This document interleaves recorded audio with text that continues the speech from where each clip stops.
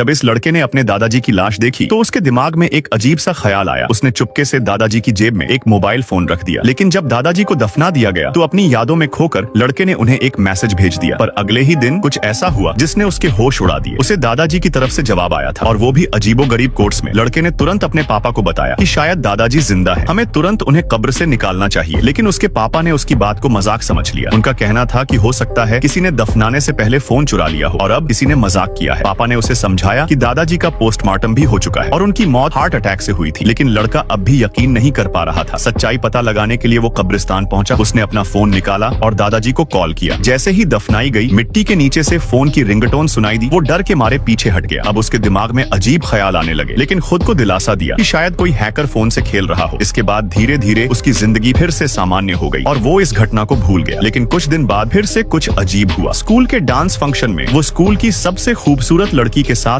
Dance कर रहा था। तभी स्कूल का गुंडा आग बबूला हो गया। गुंडे ने उसे पकड़कर बाहर खींचा और बिना कुछ बोले बुरी तरह पीट डाला। यहाँ तक कि उसके हाथ पांव भी अजीब तरीके से मोड़ दिए। सौभाग्य से समय पर टीचर आ गए। उन्होंने न सिर्फ उसकी मदद की बल्कि स्कूल गुंडे के खिलाफ गवाही देने की भी बात कही। लेकिन लड़के ने शालीनता से मना कर दिया। वो अपने पापा को चिंता में नहीं डालना चाहता था, इसलिए रात को चुपचाप अपने दादाजी से फोन पर अपना दुख बांटने लगा। असल में वो डरता था कि अगर शिकायत की तो गुंडा और भी बुरा बदला लेगा। बस वो अपने दुख कह रहा था। लेकिन अगले ही दिन खबर आई कि स्कूल का गुंडा मर गया है। लड़का भागा भागा मौके पर पहुंचा, जहां उसने देखा पुलिस गुंडे की लाश को उठा रही थी। सब कुछ सच था, लेकिन गुंडे के दुखी परिवार को देखकर उसे कोई खुशी नहीं हुई, बल्कि अंदर से अपराध बोध महसूस हुआ। बाद में टीचर ने बताया कि गुंडे की मौत भी अजीब हालातों में हुई थी। वो उसी अजीब टेढ़े मेढ़े पोज में मिला था जिसमें गुंडे ने लड़के को मोड़ा था। सबको लगा कि ये कोई हादसा था, लेकिन लड़का जानता था कि इसके पीछे दादाजी का हाथ है। उस रात लड़के ने फिर से दादाजी को कॉल किया। उसने कहा कि वो सच में नहीं चाहता था कि गुंडा मरे। अगर वाकई दादाजी ने कुछ किया है तो दीवार पर 3 बार थपथपाए। उसने फोन नीचे रख दिया और इंतजार करने लगा। लेकिन तभी फोन बजने लगा और कॉल करने वाला था उसका दादाजी।